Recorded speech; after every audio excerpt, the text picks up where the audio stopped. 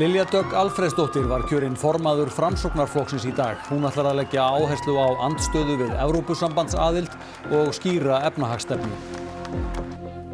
Skjót viðbrögð ættingja björguðu lífi ungrar stúlku þegar hún fór í hjartastopp í fyrra. Pabbi hennar og systir hennar voru útnefnd skyndihjálparfólk ársins í dag.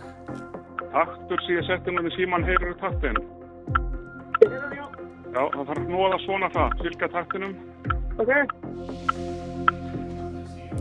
Vinir halda áfram að tala saman þótt þeir séu ósammála, segir utanríkisráðherra Bandaríkjastjórn. Henni fannst jákvætt að heyra annan tón í ræðu utanríkisráðherra Bandaríkjanna í gær.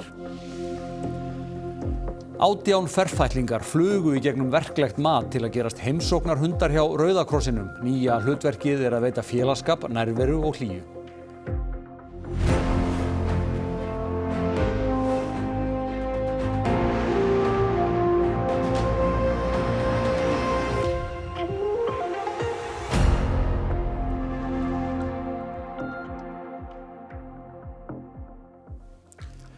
Gott kvöld. Lilja Dögg Alfreðsdóttir var í dag kosin formaður Framsóknarflokksins fyrst kvenna. Hún hafði betur gegn Ingibjörgu Isaksen í formannskjöri á flokksþingi sem haldið var á Hilton Hotel í Reykjavík.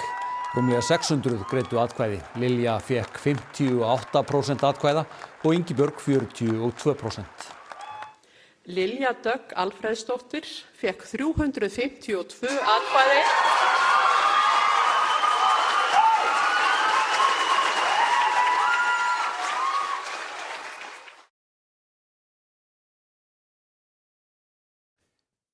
Magnús Geir, þú sast flokksþingið helgina. Hvað réð úrslitum í þessari baráttu? Svona í ljósi þess að það var ekki mikill skoðunaágreiningur á frambjóðendunum, þá er það fyrst og fremst tvennt. Annars vegar naut Lilja stuðnings Willum Þórssonar sem er jú ennþá þungavíktarmaður í Framsókn og svona bandalög þau vega þungt, sérstaklega þegar er mjótt á munum eins og var í dag. Svo var líka bara kosningavélin hennar Lilju virkilega öflug. Hún er búin að undirbúa þetta framboð lengi. Þau voru mjög virk í það að tryggja sér fulltrúa til að koma inn á þingið og líka svo smala þeim á kjörstað. Þannig að svona, Excel-skjalið hjá kosningateyminu, það stóðu nánast upp á prósentu hjá þeim. Já, og sko komum við til með að sjá mikla breytingar á Framsóknarflokknum með nýjum formanni. Sko ekki stefnubreytingar en það verður blæbrigðamunur, til dæmis í Evrópumálum. Ekki það að Framsóknarflokkurinn hefur alltaf verið á móti ESB-aðild. Það fannst mér greina tónin í ræðu Lilju þannig að flokkurinn muni tala herra gegn aðild og eins gegn málum eins og bókum 35. En ég spurði Lilju einmitt út í mögulega breytingar í dag. Já, ég mun koma svolítið skýrari inn í efnahagsmálin. Ég tel að efnahagsstjórn landsins sé á rangri leið. Ég tel að forsætisráðherra sé, hvað get ég sagt, mér finnst hún í afneitun stöðuna og við viljum auðvitað kynna til leiks samvinnu leiðina varðandi það hvernig er hægt að vinna gegn verðbólgu. Þannig að við munum sjá svona ákveðnar efnahagsstefnu og líka afstöðu okkar í utanríkismálum. Hvað gerist bara á morgun? Verða að gera breytingar á þingflokknum? Verða að gera breytingar á starfsliði Framsóknar? Ég er að fara að hitta þingflokkin á morgun. Við auðvitað bara förum yfir stöðuna. Það er allt og snemmt að segja eitthvað slíkt það. En lykilatriði hjá mér er að við getum unnið saman og við þurfum bara að fara yfir það allt í betra næði. Já, Lilja gefur ekki mikið upp breytingar á flokknum á þessari stundu en fólk veltir því aðeinslega fyrir sér. Verða mikla breytingar á flokknum? Ég held að það sé óumflýjanlegt. Eins og alltaf þegar verða valdaskipti og ný fylking er að taka við eins og er að gerast núna. Næstu dagar fara í að lægja öldurnar og fá hina fylkinguna til að sætta sig við orðin hlut. En þegar það er búið eftir þá munum við sjá hrókeringar bæði innan þingflokksins og í starfsliði. Það var kosið fleiri embætti á flokksþinginu í dag. Já, Stefán Magn Stefánsson, þingmaður úr Norðvesturkjördæmi, hann var kjörinn varaformaður flokksins, hann var einn í framboð og fekk fína kosningu. Það sama á við Lilju Rannveigu Sigurgeirsdóttur sem var endurkjörinn sem ritari. Ingibjörg Isaksen, hún tapaði formannskjörinu, en hver er staða hennar í flokknum? Þótt hún hafi tapað, þá er hún ekki að fá alls slæma kosningu. Hún fær 42% sem sýnir að hún er með töluvert bakland í flokknum. En hennar lið, það var undir núna og hún ætlar að nota næstu daga til að meta stöðuna. Ég lagði mig alla í þetta. Bara flokkurinn var núna kjósin í alveg leiðtoga og þetta var niðurstaðan. Nú bara fylgjum okkur bak við henni og vinnum áfram. Er það alveg sjálfgefið að flokkurinn gangi samhentur hérðan út? Já, það bara gríðarleg vinna framundan og mikilvægt fyrir okkur að vinna saman að sveitarstjórnarkosningunum núna í vor. Þannig að það er vissulega verk að vinna og við verðum öll axla þá ábyrgð. Bara svona eftir þetta flokksþing, bara hvernig metur þína stöðu í flokknum? Ég held þú sé bara orðin töluvert sterkari. Verður áfram þingflokksformaður? Ég hef ekki gert það upp við mig ennþá. Það varð 16 ára stúlku á Akureyri til lífs í fyrra þegar faðir hennar og systir hennar veittu henni skyndihjálp. Feðginin voru í dag útnefnd skyndihjálpar fólk ársins fyrir að bregðast rétt við og bjarga lífi eftir skyndilegt hjartastopp. Dóttir mín örugglega á flog eða eitthvað, ég veit það ekki alveg. Ok, hvað heitir þú? Hún, Þú? Hinrik Hauksson, Hvað er hún gömul? hún er 16 ára. Það senda til einn sjúkrabíl. Á annars venjulegum degi í ágúst í fyrra sátu systurnar Kristín og Bríett saman við tölvuna og ætluðu að kaupa sér miða á þjóðhátíð í Vestmannaeyjum. Bríett missir þá skyndilega meðvitund og systir hennar sér að eitthvað mikið er að. Pabbi þeirra hringir á neyðarlínuna. Já, hún er skýð eitthvað með. Ég finn eitthvað púlsinn. Hinrik, Já, er hún í krampa núna? hún var meðvitundlaus núna. Þegar ljóst er að Bríett andar ekki færa þau hann á gólfið til að hefja endurlífgun. Það færi henni hérna, þá leggst hún hérna niður, liggur hún hérna á gólfinu. Þegar þetta er hérna niður. Og hvað er þér ráðlegt að gera svo? Já, þá byrjaði núðan. Snúða hérna bara og og svo dóttirinni hjálpar mér líka og heldur hausnum og heldur henni og svona tekur hurðina á læsingu þegar ég kom, svo ég geti komist inn. En það sjúkraflutningamenn. Ok, það þarf að leggja hann á bakið, Ok, á gólfið, já, sveigja höfuðið varlega aftur. aftur, Já, sveigja höfuðið varlega aftur til að opna öndunarveginn. já. Hinrik segir tímaskinn brenglast á meðan svona gengur á en þau verði ævinlega þakklátt hröðum handtökum viðbragðsaðila. Taktur sem ég setti með síman heyrir taktinn. Ég heyra, já, Já, það þarf að hnoða svona hratt, fylgja taktinum. ok. Frá miðja bringuna dálítið fast, hann nýtist vel niður. Já, Er einhver breyting? Sýnur hún einhver viðbragð? hún tekur svona andar á saman slagi. Svona, Ok, haltu þú áfram, ekki hætta. ok. Frá því að hringt er í 112 þangað til að sjúkraflutningamenn eru komnir á staðinn líða tæpar 5 mínútur. Mér finnst það ægilega stuttur tími bara frá því ég byrja að hringi og þegar ég koma sko. Það var bara eins og ég væri næsta húsi sko. Hann segir að leiðbendingar neyðarlínunar hafi verið haldreipi í aðstæðum sem er erfitt fyrir nokkurn að ímynda sér. Feðginin höfðu bæði fengið skyndihjálparþjálfun og vissu því hvernig átt að bera sig að. En það hafi skipt öllu að neyðarvörður talaði við þau allan tíman. Maður var eiginlega ekki að trúa hvað var að gerast. Maður svona sá það vissi samt ekki. Þannig sko. Hinrik og Kristín hlutu viðurkenningu Rauða krossins á Glerártorgi í dag. Bríett sjálf man lítið eftir þessum degi. Ég man eftir, ég var í Elko með pappa og ömmu hádeginu og svo man ég ekkert nema sólarhring senna að ég vaknaði í gjörgæslunni í Reykjavík. Í dag er hún með bjargráð sem stuðar í henni hjartað eða fer að slá óeðlilega og það hefur þegar gerst einu sinni fyrir 2 vikum. Og á meðan fæstir vilja til þess hugsa að þeirra nánustu getur þurft á skyndihjálp að halda, þá er fjölskyldan með skýr skilaboð. Maður veit aldrei og því ættu allir að kunna skyndihjálp. Ég er þakklátt fyrir það sko, annars væri ég örugglega hérna. Utanríkisráðherra segir jákvætt að það kveði við nýjan tón hjá Bandaríkjunum í samskiptum við Evrópu. Evrópa vilji engu að síður verða óháðari Bandaríkjunum. Evrópskir gestir á öryggisráðstefnunni í München í Þýskalandi önduðu léttar eftir ræðu Marco Rubio í gær. En þjóðarleiðtogar í Evrópu voru þó ekki lengi að átta sig. Þótt tónninn hafi verið vinalegri var innihaldið ekki ósvipað og í skammaræðu J.D. Vance varaforseta árið áður. Og utanríkisráðherra Íslands er sama sinnis. Við erum auðvitað ekki að deila öllum gildum og öllum stefnum sem að koma fram hjá makahópnum. Hann nefndi loftslagsbreytingar. Við vitum alveg hver stefnan er í jafnréttis og mannréttindamálum og það er kannski ekki, og það er ekki okkar stefna, en það breytir ekki því að vinir halda áfram að tala saman, þú veist ekki sammála allt og það var það sem að mér varst gott að koma út úr þessu. En skiptir orðaval Bandaríkjamanna máli ef innihaldið það sama? Já, segir Þorgerður. Tónninn hér sá að Evrópa sterkari eftir þennan fund. Hún ætlar að vera sjálfstæðri, hún ætlar að vera óháðari Bandaríkin eða síðan önnur stórveldi og þess vegna hún að fjárfesta meðal annars svona mikið í varnar og öryggismálum eins og raun ber vitni, ætlar að vera óháð öðrum svæðum varðandi aðfangakeðjur og fleira mætti nefna. Heilbrigðisráðherra vill tafarlausar aðgerðir gegn offitu. Íslendingar eigi ekki að vera áfram þyngstir Norðurlandaþjóða. Ráðherra hefur lagt fram þingsályktunartillögu aðgerðaráætlun gegn offitu til ársins 2030. Þar segir að vandinn þoli enga bið. Verði ekkert að gert verði 192.000 Íslendingar í yfirþyngd eftir 4 ár og lífsgæði skert hjá hluta þeirra. Aðgerðaráætlun Ölmu Möller heilbrigðisráðherra skiptist í þrennt. Í forvarnir og skimun, rannsóknir og skráningu og að efla heilbrigðisþjónustu fyrir börn og fullorðna. Meðal annars lagt til að vinna gegn fordómum, kanna mataræði barna og skima ungmenni sérstaklega og koma á samræmdu skráningarkerfi offitu. Og ráðherra vill skoða að lækka verð á hollum mat og hækka verð á óhollustu og að óhollar og gjörunnar matvörður verði merktar sérstaklega.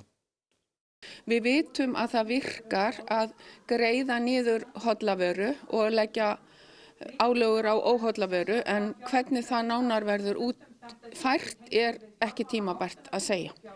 Kemur til greina að auka aðgengi fólks að þyngdarstjórnunarlyfjum, niðurgreiða fyrir stærri hóp en nú er? Það auðvitað eitt af þeim atriðum sem nefnt. Kemur til greina aðgerði eins og til dæmis efnaskipta aðgerði verði niðurgreiða fyrir stærri hóp en núna? Það sömuleiðis í þingsályktunartillögunni og til þess þarf að gera leiðbeiningar líka hvenær eru þessar aðgerðir viðeigandi. Fyrir þá sem þegar eru orðnir í vanda og með fylgisjúkdóma þá eru þetta aðgerðir, bæði lyfin og skurðaðgerðir, auðvitað mikilvæg, en sem menntuð í lýðheilsuvísindum vil ég auðvitað beina áherslu að rót vandans. 18 nýir heimsóknarhundar eru nýútskrifaðir úr hundavinnaverkefni Rauða krossins. Inntökuferlinu lauk með verklegu mati sem bæði litlir og stórir hundar stóðust með stæl. Ættel, ekki. Já, mátt bara halda í hann, alltaf í taum eins og við erum í verkefninu. Við erum bara að heilsa, sjá hvernig hvernig hann tekur móti ókunnu fólki, hvort sé til í klapp. Og Flóka leiðist ekki athyglin. Heimsóknarhundar Rauða krossins gegna mikilvægu hlutverki. Eigendur þeirra fara með þá í heimsóknir til fólks, meðal annars á heimili þeirra, hjúkrunarheimili, fangelsi og sjúkrahús. Og hlutverki einfalt, veita félagsskap, nærveru og hlýju. En til þess að gerast heimsóknarhundur þarf að standast grunnmat og verklegt mat. Tíkin Ísold var á meðal þeirra sem flugu í gegnum umsóknarferlið. En ég vil að hún sé einmitt svona, komi til mín, leiði mér að segja hæ, þú veist, ekki að bakka frá snertingunni og allt þetta. Og svo ég að prófa hljóðáriti sem hann sléttsamum. Og það bara til að þeim bregði ekki við, þú veist, það getur verið alls konar hljóð í öllum heimsóknum. Hundarnir þurfa að kunna að umgangast hjólastóla og göngugrindur og allskyns áreiti. Við erum frekar óþægilega við hundarna til að byrja með. Þú veist, við tógum í loppur og skott og þú veist allt þetta sem hundum finnst oft óþægilegt. Þetta svona framlengingin af hendina á mér. Já, meinar. Bara til öryggis ef eitthvað skildi vera. Ísól, vissu mat. Ó, dugleg. Af því að í heimsóknunum getur verið alls konar sjúkdómar eða þú veist bara, maður getur verið klaufi eða það getur verið þú veist alls konar þetta og þá viljum við ekki að hundunum bregði allt í einu. Þannig við viljum hundar sem eru bara elska klapp og knús og eru til í að tala við ókunnuga. Hvernig finnst þeim eigendunum að taka þátt í þessu? Ég held að þeim séu bara ánægðir með að þeir séu gera gagn, skiljur, vera að fara að hitta fólk og allir eru mjög ánægðir með það sem þeir eru að gera. Og ég held að þeir fá alveg mikið út úr þessu og þeir sem óska eftir að fá hundana. Hvernig gekk þetta? Bara mjög vel. Stóð þá prófið? Stóðst prófið í þessu, já. Og 17 ferfætlingar til viðbótar. Þá ekkert því til fyrirstöðu að þeir fari í sínar fyrstu heimsóknir. Þetta var stressandi fyrst en núna er þetta skemmtilegt, segja nemendur í Víðistaðaskóla í Hafnarfirði. Árlegur söngleikur nemenda hefur fest sig í sessi og tilgangurinn er að safna fyrir útskriftaferð í Þórsmörk.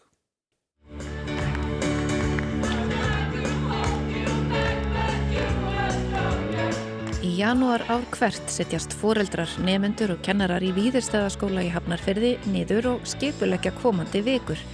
Framundan er mikil vinna við að setja upp árlegan söngleik 10. bekkinga við skólan. Allir nemendur taka þátt í sýningunni með einhverjum hætti og foreldrar skipta með sér verkum, allt frá smíði leikmyndar til búningahönnunar. Og helgina var komið að stóru stundinni. Söngleikurinn Mamma Mia var sýndur fyrir fullu húsi. Hvernig það búið að vera að breyta skólanum sínum í leikhús? Þetta er bara búið að vera frábært, þetta er bara svo skemmtilegt og bara skemmtilegast bara í ár sko. Þetta er bara ólýsanleg tilfinning sko. Félagsskapurinn frá kynnast öllu miklu betur og náttúrulega við erum með ótrúlega flotta og skemmtilega foreldra.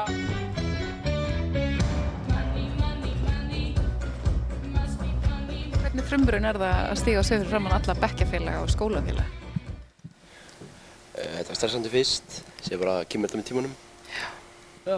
Fyrst mjög stressandi, en núna er það bara ógeðslega skemmtilegt. Ég held að ég myndi ekki geta gert þetta, en þú veist, að það bara hjálpa mér nógslega mikið að koma fram, að það gefur svo mikið fyrir mann. Geggjað. Það stóð ekki á svörum þegar leikararnir voru spurður út í hvað þau hefðu lært af ferlinu. Mannleg samskipti og að vinna saman í verkefni, svona rosalega stóru, undir miklu álagi og við hefum lært að þú veist, koma vel fram með hvort annað og svona. Þolinmæði, það er rosa mikið þolinmæði sem felst í þessu.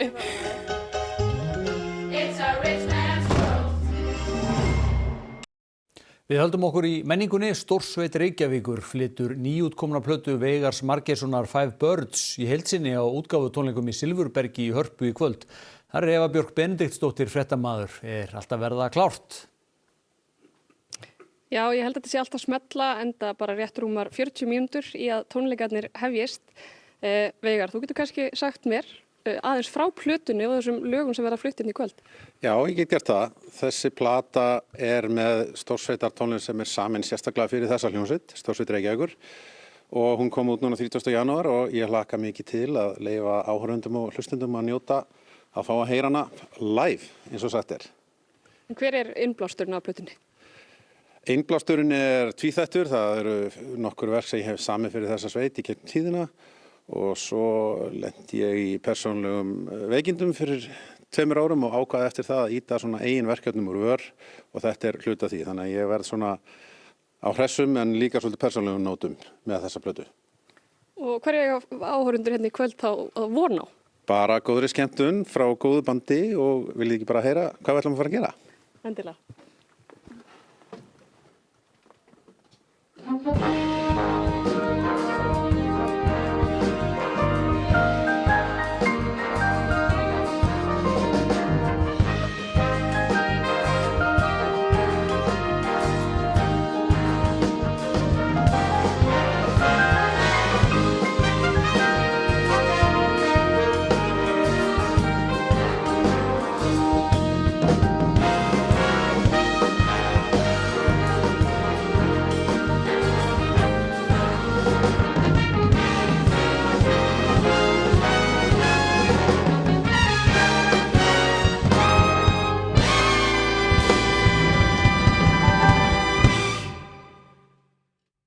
Aldínú, lítum til veðurs. Norðlæga átt 3–8 á morgun en norðvestan 8–13. Austanlands élum landið norðaustanvert en þurrt og bjart sunnan og vestan til.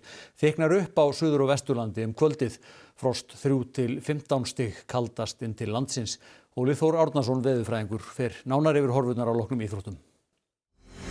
Þær Elín Elmarsdóttir van Pelt og Sonja Líf Kristinsdóttir kepptu í stórsví á vetrarólympíuleikunum í dag. Þar var hart barist efstu sætin. Norðmaðurinn Jóhannes Hösflöt Klæbo bætti í dag metið yfir flest gullverðlaun á vetrarólympíuleikum. Hann er langbesti skíðagöngumaður heims að mati sérfræðings. Og við kíkjum á skíðaskotfimi, snjóbrettaat og skautahlaup hér í íþróttum eftir augnablik. Helstu atriði frétta. Lilja Dögg Alfreðsdóttir var kjörin formaður Framsóknarflokksins í dag. Hún ætlar að leggja áherslu á andstöðu við Evrópusambandsaðild og skýra efnahagsstefnu.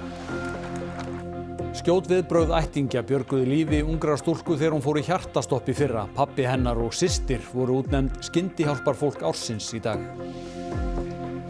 Vinir halda áfram að tala saman þótt þeir séu ósammála, segir utanríkisráðherra Bandaríkjastjórn. Henni fannst jákvætt að heyra annan tón í ræðu utanríkisráðherra Bandaríkjanna í gær.